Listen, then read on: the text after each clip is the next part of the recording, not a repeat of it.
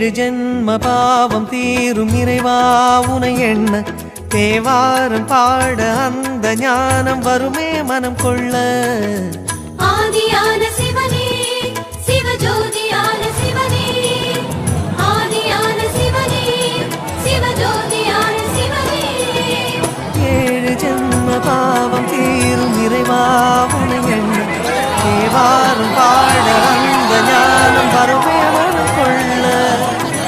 வாழும் நிலை மாறாமல் காப்பவன் நீதானே, வாழும் வழி சொல்பவனே வள்ளல் பெருமானே, அண்ணாமலையானே அன்பின் பொருள் நீயே.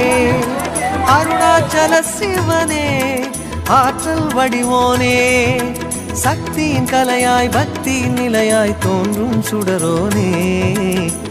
உண்ணாமுலையின்